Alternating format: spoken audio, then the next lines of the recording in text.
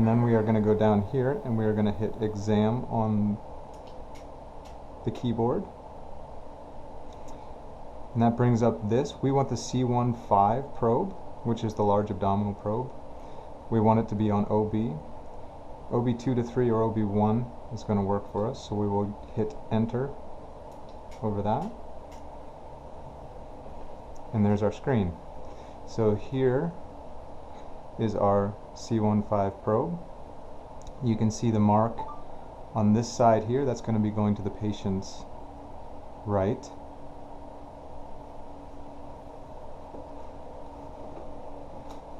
And then we're going to place the probe with gel. Looking back at our screen, we can see we're in the right area. The first things that I do every time I do an ultrasound is I verify the position. In this case, we see that the infant is head down, as the probe is in the pelvis, and you can clearly see the outline of the skull. I briefly look at the amount of fluid. For this, we're going to turn the probe 90 degrees, and we're going to keep it in line with the spine, meaning we don't want to tilt it.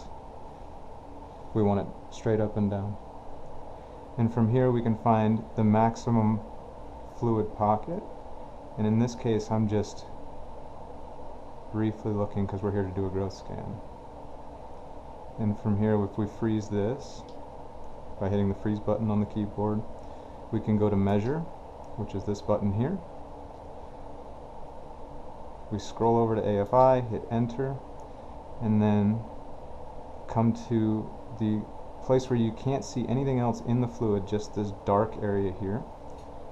We're going to set that position here, and we're going to use the ball to show us our fluid level. Hit the second enter button here. So you can see that this pocket is 5.33 centimeters. Anything greater than 2.5 centimeters is adequate for an AFI or for a max vertical pocket. So I consider that a good guesstimate. So now we're going to unfreeze and go back to our screen. The only other thing that I do with every scan is I look to where the placenta is. In this case, you can see the infant here, and you can see the placenta on the back side of the uterus here. And as we follow that up, you can see that it goes to the fundus. So I would call this a posterior placenta. So the next thing we do is go into our estimated fetal weight. The big trick to this is that we want to take photos as we can get them. So I first go to look at the head and see if we can get a good view of the head. And if we can't, we'll come back to it later. You're trying to find a transverse view. You can see that because the head is in the pelvis, we have the probe low in the belly. And in this photo here, you can see the thalamine, that's that darker structure. You can see the cavum septum pellucidum, which is behind here.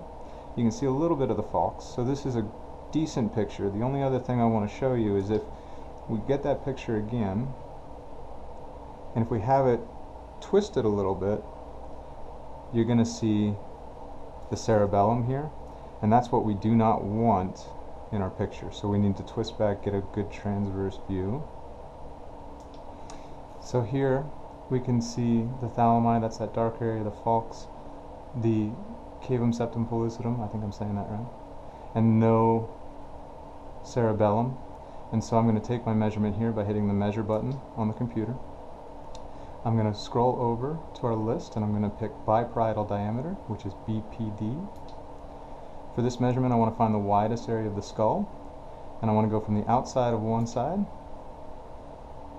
straight across to the inside of the other side. And so you can see here we have our measurement, 6.46 centimeters, which equates to approximately 26 weeks in one day. So I'm going to hit enter again, and that will save that for us. In this same photo, we can scroll back up into our head circumference, also HC on the menu. This is outside of the skull to the outside of the skull, and there's two ways to measure this. You can either do it the way our computer does, where you then go from anterior to posterior. So we went side to side, anterior to posterior. Some computers will allow you to actually create a circle. So from this we can see we're getting 23.6 centimeters, 25 weeks, 5 days. We hit enter to save that, so now we have those two values. So the next step, we're going to unfreeze our photo, and now we can see the heartbeat. Always check the heartbeat when you're doing this. We can hit Doppler down on the keyboard, and if we scroll over to the heartbeat, you get a good heartbeat there. And you can freeze this and measure in between, but we just want to verify that it's there and its appropriate rate. There's a good one for you, Christy. Good sound. To go back to our previous exam, we hit Doppler again on the keyboard. As we come cranially on mom, we can see that we're coming into the abdomen. I know that because here is the stomach bubble, and this large structure here is the liver. So the next measurement we want to get is the abdominal circumference, which the two things that you want in this picture are the stomach bubble, and you want the area where the umbilical vein enters the liver and joins with the portal system. When you learn to do these, they'll say it looks like a hockey stick. So here you can see that structure there and our gastric bubble there. So for this, we're going to hit measure again, go to abdominal circumference, hit enter, and this we are just measuring as much tissue as we can get around. Okay, we place our first mark behind the spine, our second mark anteriorly, and then we can use this small dial, which is also the depth dial, to create a circle, and we can use that to adjust the size of our circle. So by turning this counterclockwise, I make that circle smaller, and by turning it clockwise, I can make it larger. The idea is to encompass as much tissue of the fetus as possible without getting extraneous space, and that's about appropriate there. So we can see we're measuring 19.86 centimeters, which is 24 weeks and 4 days. So I'm going to hit enter and save that. The last measurement we need to get is the femur length, and so I'm going to hit freeze to go back to my screen. And once again, we're moving upward, and the trick I have with this is if you go up to the point where you can see the bladder and then turn the probe 90 degrees, you're looking for these bright spots here. That's going to be your pelvis and or the femur. You want to get the femur that is closest to the anterior wall, and you can see I'm just kind of twisting the probe around here in order to find the appropriate angle. And once you do, you'll notice this bright white structure, which is the femur. As you can see, I can hit freeze and then use this ball to roll back once I have found the appropriate structure. To measure this, we hit measure. Is it okay, Margaret? Can I see? We hit enter here to create our first mark at one end of the femur, and then we create our second mark here. Notice this fainter area that's more to the right of the femur. This area is the forming bone. We don't want to include that. We just want to include the bright white stripe. We hit enter again to set that number. We can see the length is 4.72 centimeters.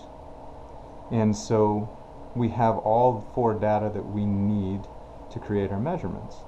So from this, if you hit report on the keyboard here,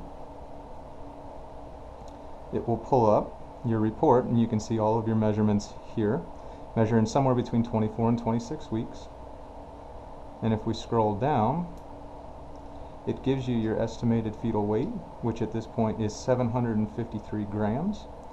It will also calculate the percentage that would be here based on data that we have. We also see our AFI here. And that's how we do a growth scan.